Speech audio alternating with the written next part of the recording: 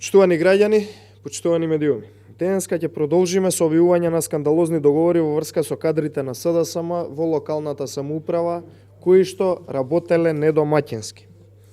Повторно ќе објавиме договор во врска со осветлувањето во Газибоба и тоа непосредно пред локалните избори во текот на летото, кога се знаеше дека веќе СДСМ паѓа од власт во Газибоба. Според сите овие договори кои што ги презентираме и ќе ги презентираме во иднина, и сите потрошени пари за осветлување, Газибоба требаше сега да биде најосветлена општина во Република Македонија, а не општина во која нема осветлување и дури сега треба да се средуваат актуелните, да речеме, недостатоци и промашени инвестиции на кадрите на СДСМ. Замислете, додека градоначалникот имал активен договор за реконструкција на два реони во Газибоба и договор за изградба на нови линии, склучил договор на 17 август 2021 година, инаку зборам активни договори за одржување на два реони во Газибоба, изградба на нови линии кои што ги презентира вчера во вредност од 11 милиони денари. Сега, овој пат, има договор од 17 август за реконструкција на улично осветлување со LED светилки и софтвер за истите за паметно осветлување. Тоа е овој договор, софтвер како сервис за паметно осветлување. И тоа во вредност ни помалку ни повеќе од 1.450.000 евра без ДДВ или 1.700.000 евра со ДДВ. Овој пат со фирма Елмонт Електро ДОО од Скопје. Најинтересна работа е што во член на договорот, овој договор е јавно достапен на сајтот за јавни набавки, стои дека 20% од сумата на овие пари кои што е склучен договорот, авансно треба да се исплати во првата недела, пошто општината на 3 пати во првите 10 дена исплатиле 21 милион денари или околу 340.000 евра на оваа фирма Елмонт Електро. Ова се наши информации кои што добри познавачи на овие работи ни ги укажа.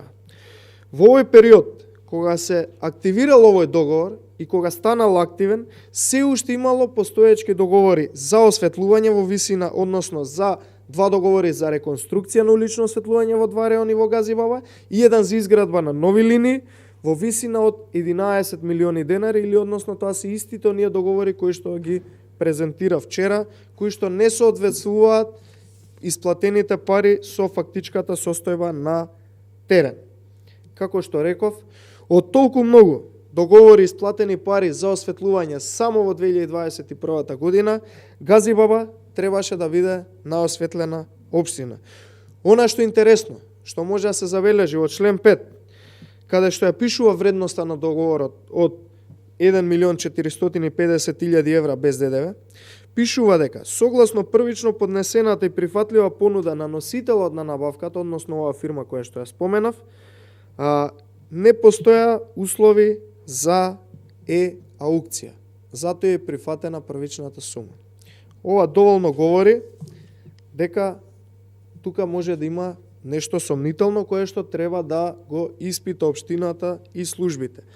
Уште еднаш повикуваме до градоначалникот да направи ревизија на сработеното. Дали и колку е сработено и по однос на претходните и по однос на овој договор за јавно осветлување, односно реконструкција и инсталирање на паметни светилки, паметно осветлување и како баш овој договор на еден месец пред избори е склучен и авансно се исплатени ни помалку ни повеќе 340.000 евра на оваа фирма или 20% од сумата на која што е склучен договорот.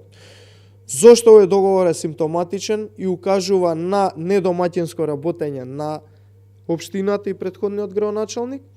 Затоа што во истиот тој период, додека овој договор е активен, подоцна се склучени и други договори за реконструкција на осветлувањето, кои што ќе ги објавиме во текот на утрешниот ден.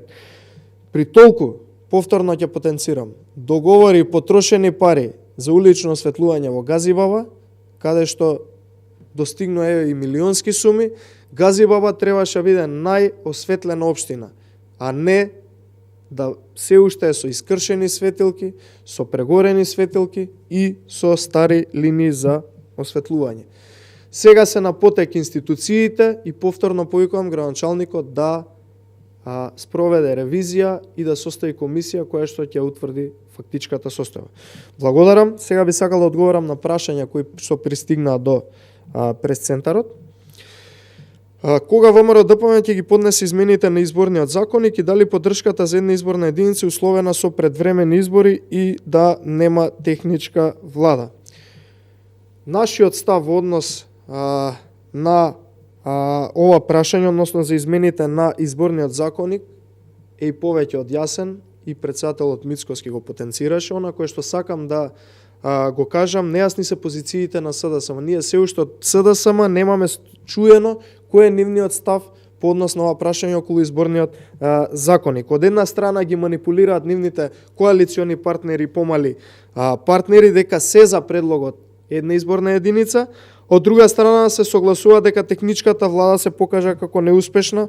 Од трета страна не сакаат да излезат на избори, бегаат од избори, се плашат бидејќи знаат дека ги чека пораз и оставале граѓаните да остават граѓаните да одлучат. Уште еднаш јавно прашуваме кој е ставот на СДСМ, јасно и гласно го кажат во однос на изборниот законник и едната изборна единица за конечно да прекина да ги манипулираат нивните коалициони партнери помали партии. Второ прашање. Како ВМРО ДПМН гледа на формирањето работни групи со Бугарија, дали може двете држави преку економијата да ги решат отворените прашања? Она кое што можам да го потенцирам е дека економијата може да ги приближи на вистина двете држави во однос на економскиот дел, во однос на соработка помеѓу компаниите, бизнис секторот, стопанството и се останато, во однос на решавање на проблеми, дали ќе ги решат проблемите на двете држави, тоа не можеме да бидеме сигурни да знаеме, но можам да бидам сигурен дека соработката, економската соработка помеѓу двете држави ќе реши проблеми на илјадници граѓани кои што се без работа, кои што немаат работа и нормално тоа може да иницира и отварање на нови работни места каде што ќе се решат горливи проблеми на граѓаните во однос на нивната екзистенција. Трето прашање, ќе може ли став дали ќе одите на лидерска средба со Ковачевски во услови кога тој е дециден дека нема да прифатат предвремени избори? И тука нашиот став е јасен. Она кое што сакам јас да го поставам како прашање, зошто Димитар Ковачевски се плаши да оди на предвремени парламентарни избори?